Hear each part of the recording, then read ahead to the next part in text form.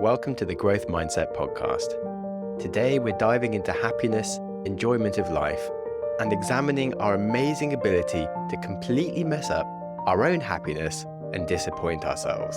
We are all human after all. This episode is not here to make you feel bad, but instead to make you feel empowered and aware of how we get in our own way. Life is to be enjoyed, yet we often have lots of ideas of things that would make us enjoy life even more than we already enjoy it. That's very natural. We are designed to spot opportunities, but the issues arise when we fall in love with the ideas and dreams in our head, and we get ahead of ourselves and we think about things that are never actually going to happen in our life. Ultimately, so much of our happiness is completely within our control, yet many people live a life of disappointing themselves, wanting things that don't make sense for their situation, and are just causing themselves pointless frustrations.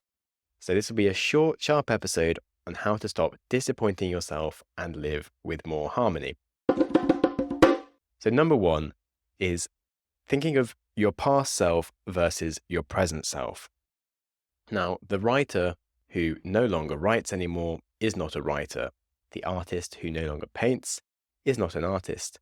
The vegan that occasionally eats animal products is no longer a vegan. And we just have many identities from our past selves that we cling on to, at least in our minds. And it's weird because if you think about the day we graduate from university, we stop calling ourselves a student. We move on straight away. But so many other things we cling to, and they have nothing to do with our present day existence. Just because we have potential skills and even enjoy the practice of an activity, if we do not practice that activity, we are no longer a practitioner. If you haven't run in many months, you are no longer a runner. So every day that you wake up and you don't run, it's disappointing because you have the identity of being a runner, but every day you're also a failure. So if you let go of your identity, that it's no longer serving you and instead only causing you harm, then you can live a life with less disappointment. And of course, if you want to be a runner, then start running again. So, lesson one. Kill ideas of your old self that are no longer true and live in reality. And if you don't like reality, then change it. There's a really cool study from psychologist Mr. Hirschfield who showed people aged photos of themselves, and the result was that they then made smarter financial decisions. Why did they do this? Well, they were finally able to see the future ahead of them as real. And the same thing works backwards. Past you isn't you, so you have to stop living that story.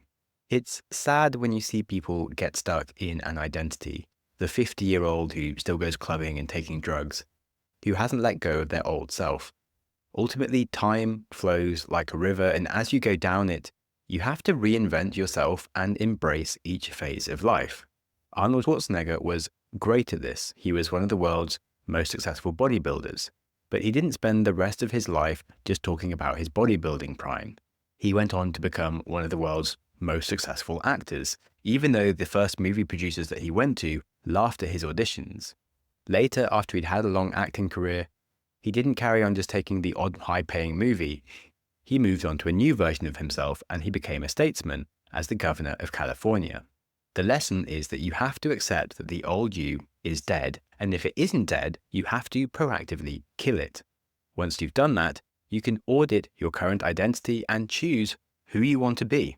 And then lastly, probably the hardest part is then being that person you want to be today. And on that, we're going to move on to the next point about bringing future ideas of ourselves into reality. Number two, our future self versus the present. The entrepreneur that doesn't actually make any money isn't entrepreneurial. The influencer with no followers has no influence. And simply put, you do not become a black belt in karate by declaring it so. It must be earned through hard work and not through big words. It is not enough to want something. You must be willing to do what is required to get it. And to quote James Clear, if you don't want to live the lifestyle, then release yourself from the desire. To crave the result but not the process is to guarantee disappointment, which is exactly what we're talking about here. It's so enticing to get ahead of ourselves and live in the future. We see all these things on social media, YouTube, podcasts. We see people's success and these lives that we want for ourselves. And we're like, yeah, these are changes that I want to have. But we brush past all the problems and difficult crap that are part of the process to get to that eventual goal. And we fail to accept that actually we don't enjoy that process. To become a master of something, you have to become comfortable as an embarrassing amateur. Having a goal is great, but you have to want to walk the entire path to get there. Desiring something that isn't going to happen is just another source of frustration and disappointment, because every day that you aren't making progress towards your goal is another day that you're a failure, which again makes you feel like crap. Whenever you find yourself wanting something or talking about who you could be, step back and look at the actions that are required today that would help you get there. If those actions aren't something that you actually want to do, then you're not on the path to the goal and you're not going to get there. And that means you don't want that goal, which means you must accept that you don't want it and you can let it go from your identity. Then you can be at peace with who you are, and instead of being frustrated with who you are failing to become, you can just be happier. So lesson 2 is to forget any ideas of your future self that do not align with actions that you want to do in the present. Of course, identity and behavior change takes time. The 2 big lessons here are to start small and to build consistency. So if you want to be a writer and write your magnus opus in a book one day, you don't want to start out by trying to write 2,000 words a day of that giant book, especially when you haven't even worked out what the book is about. You should instead start by trying to write just 100 words a day, maybe for just a tweet or a blog that you can release consistently. The key is to keep things small, simple, and to try the Seinfeld method for consistency of never breaking your chain. Every day, he tried to write a joke and he'd put an X on his calendar if he wrote a single joke or more. Then he'd simply try to not break his chain of X's. Now, for a big part of his writing career, he was writing for one of the biggest TV shows in the world, and that is a thought that is quite overwhelming. But thinking about the idea of just writing a single joke or more today to not break your chain of X's isn't so hard to deal with. Right, now, number 3. Speaking versus being heard. Being listened to is a fundamental human need, and being ignored is frustrating and disappointing. My past guest on the show, Lisa Forte, taught me that the secret of public speaking is having something to say. And if you look at the popular guests on podcasts or on YouTube, it's pretty obvious to see who people want to hear from. We listen to the adventurer that cycled across the world because they're more interesting than the person that read their book. We listen to Olympians more than we do the people that watch them on TV. We'll listen to a founder who's more interesting than the employee. And if you want to interest people, it starts with being interesting. Now, you don't necessarily have to do something really extreme and crazy, or a lot of those things are actually hugely stressful and might not be something you want to do, and those could be aspirations that aren't healthy. A whole separate topic is our hustle culture these days that makes us feel like we need to achieve as much as we humanly can, as quickly as possible, and it's actually not that healthy. But anyway, the lesson I'm trying to show you here is that if you want to give opinions, it helps to have authority. If you lecture me about starting a business and you've never run a business, I'm not going to value your opinions that strongly. If, however, you ask me useful questions that make me think about what I'm doing with my business, or maybe give me ways of reframing my opportunities, that could be a great conversation. So think about where you're coming from and don't claim any authority you don't have. Now, you can earn authority by, of course, doing an action such as starting a business, but there are other ways to be listened to just by providing useful input in a different way other than just giving opinions. Now, in the same way, I don't have any kids. If I tell a parent how to raise their children, that's a good way for me to lose friends. But if I talk about psychology and how we learn behaviors, and that actually humans are built to replicate and copy the behaviors of others around us, much more so than we are able to copy behaviors of just what we've been told, that could be a useful starter to a conversation on how to help your child use your phone less. Because if you're using your phone all the time, you're not going to get listened to when you talk to them about stopping to use their phone. Now, I'm not saying that that's going to solve all the problems, because they probably have friends that use their phones all the time. They look at influencers who use their phones all the time. So just because you stop using your phone, I'm not saying that's going to fix it. And I'm not saying I have all the answers, but I am saying that you're not going to get listened to in a conversation about phone use if you use your phone all the time. So the point I'm trying to make is that if you want to be listened to and respected, that starts by being respectable and practicing what you preach. If you want to talk about the importance of kindness, you must be a kind person. If you want to talk about the importance of caring for the environment, you must actually be making sacrifices yourself rather than just complaining about others ruining the world for you. Because that also removes your feeling of autonomy and control of the world around you, and that's going to be the point next. To round up this point, not being listened to is a very disappointing feeling, but it's something that is in our control and is a direct result of our actions. Listening to people is a sign of respect, but respect is earned and is up to us to earn it rather than demand it. What you want to have done and what you want to do can be very different things. When those two exist in harmony, your words and actions also align, which means that you're more likely to get listened to. If you put time into things you want to do instead of talking about things you want to have done, if your words are bigger than your actions, they mean nothing. After all, it's better to play a good game than it is to talk a good game. So, lesson 3, actions are louder than words. Always have actions bigger than your words. Number 4, taking ownership. The smoker who blames cigarette companies or their friends or stress is not going to quit smoking. The guy who blames his partner for his poor diet is never going to fix his diet.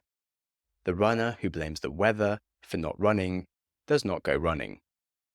It's easy to blame others for our problems in life. Now, this point doesn't sound like you're disappointing yourself directly because, you're blaming someone else for the disappointment. But the reality of the matter is that you are giving up your control, and that leads to your own disappointment. Only by taking ownership of a situation do you give yourself the power to change it. When you blame things around you, you lose control and you lose power. Without control or power in life, you become disappointed. And it's not just small things, but big things as well, like I was saying earlier. If you think about the environment and global warming, if you just blame oil companies and other people for the entire thing and yet make no sacrifices yourself, you're breaking rule number 3 because you have no authority to talk about something because you don't even do it yourself, and you're not taking any ownership. That's just a recipe for feeling like crap and annoyed and getting angry. If you practically take actions yourself and look at the ways that you can contribute towards making progress instead of just spreading hate and blame, then you can genuinely be useful and happier. One of our big issues these days is tribalism and blaming groups of people we don't even know for things we're not actually going to do anything about ourselves either. If instead we try to have intelligent conversation and progress, we can all learn to get more done. If we take more ownership and fix our own problems, instead of running around getting angry and blaming others for our crap, we would be a lot happier. I'm not saying that oil companies haven't caused lots of problems. They obviously have. I'm just saying you can do stuff yourself and feel better about the world. So stop blaming others for all your problems in life, because that's a recipe for getting stressed and angry and, of course, disappointed, as well as just being harmful to yourself. So lesson number 4, don't blame others for that which you can fix yourself. Carol Dweck's research on growth mindset shows that people who believe that they can change can actually do change, which is, mind-blowing. But meanwhile, the problem is for the people who say it's not my fault. That crowd will stay stuck in their own problems. A nice example is Steve Jobs. He was kicked out of Apple, his own company. Now, he could have spent decades being really bitter just about that and resentful and blaming everything about the management team and hoping that people would just praise him for his brilliance. Instead, he goes and he builds new companies, he develops new skills, and he comes back eventually to transform Apple into a $1 trillion company. And this reveals a hard truth about life. Life is unfair. People will maybe screw you over, many systems are broken, and precisely none of those details matter, because the only thing that you can control is your response to everything that happens in life. And so your choices are blame everybody else and stay stuck in these problems, or own your situation and do something about it. That's it. Those are your options. That's why I covered Stoicism a lot over January this year, because it relentlessly preaches about taking ownership and responsibility for your problems. Everything else that you might do is just creative ways of avoiding responsibility. The moment that you can stop blaming others is the moment that you get your own power back. As long as it stays someone else's fault, it's someone else's problem to fix, which means that you can't fix it. So the big lesson to repeat again is do not blame others for that which you can fix yourself. Okay, we have another big lesson coming up, followed by a giant meta overview roundup that will help bring all these things together after the break. And now we move on to the last and final lesson, lesson 5, about the gap between our expectations and reality. You probably know what I'm talking about. The space between who you think you should be and who you actually are. It's an emotional equivalent of ordering a Big Mac and then being served a sad lettuce sandwich. The thing here is, this gap isn't just making you miserable, it's also making you stupid. Because when you're constantly measuring yourself against some idealized version of yourself, you're basically playing a rigged game and you are both the rigger and the sucker. This gap between who you are and who you want to be, it's killing your happiness. For example, maybe you scroll through Instagram and there's someone crushing it at the gym. Someone else is building a 7-figure business and another friend has built their dream house or built an amazing extension on their dream house. Meanwhile, you're eating cereal for dinner again. And so the gap between who you are and who you want to be grows ever wider. As we've just spoken about in the last section, we can be victims of our situation and blame others, or we can build systems for victory. Take Michael Jordan. Yes, the Michael Jordan, the GOAT, the guy who was also cut from his high school basketball team. And he could have done what many people do. He could blame the coach. He could have quit basketball and spent the rest of his life telling stories about how he could have been something. Instead, he chose to be borderline psychotic about self-improvement. He got up every day at 6 a.m. to practice, every single day, and he didn't measure himself against some imaginary perfect version of himself. He measured himself against yesterday's Michael. And that's so powerful. Another great lesson about how to frame our perspectives comes from Thomas Edison. He failed thousands of times creating the light bulb, and instead of having an existential crisis about the gap between his expectations and reality, he had a different and more useful perspective. Each failure that he had wasn't really a failure in his mind and how he saw it. It was data. He said, I haven't failed, I've just found 10,000 ways that don't work. And those failures all helped him get to where he wanted to be. And the point here is that success isn't about focusing on the gap between our expectations and reality. It's about the systems we use to close in on our expectations. And here's how you can build your own system. Firstly, set some realistic benchmarks. Instead of trying to get 6-pack abs in 30 days, try, I'll do 10 push-ups every morning, something you'll actually do and will actually improve your health. This might mean having goals that sound much less sexy in the short term, but actually end up with much bigger results. As long as you stay real with yourself, like really real. You have to set benchmarks that don't make you want to lie down and cry. Instead of, I'm going to write a bestseller this year, try, I'll write 500 words today. Then, part 2 of the system, compare yourself to yesterday's you. Don't compare yourself to Instagram versions of people you don't know or just the best part of people's lives you do know, because it's only hurting yourself. We all know that it would be very stupid for me if every morning I woke up and compared myself to Brad Pitt and was like, my life is such a failure, I'm not nearly good looking enough and I haven't done many successful movies. Like, what would be the point of that? It would just make me miserable. Yet, basically, all humans, like 99% of us, we base our comparisons about how we're doing right now using the heuristic of looking at some people who are doing better than us. And so we then think, I'm not doing great. This person down the road has a better garden than me, whereas that person's got a swimming pool, whatever. And we don't realize that we're mixing and matching just the best bits of different people's lives and not even looking at their whole life. The only person you should compare yourself to is you, and that is you from yesterday. Right. Now, number 3, creating if-then plans. So if I'm too tired to go to the gym or it's closed, instead I'll do 10 minutes of a home workout. Or if I can't write 1,000 words, I'll still write 100. If I'm having breakfast, then I'll take my medicine. These are simple strategies that give us backup plans for when our plans go wrong, or chain things we need to do to things that we know we got, or chain things that we need to do to things we know we're going to do anyway. And the fancy pants terms here is implementation intention. And this term reminds us that intentions are useless without strategy.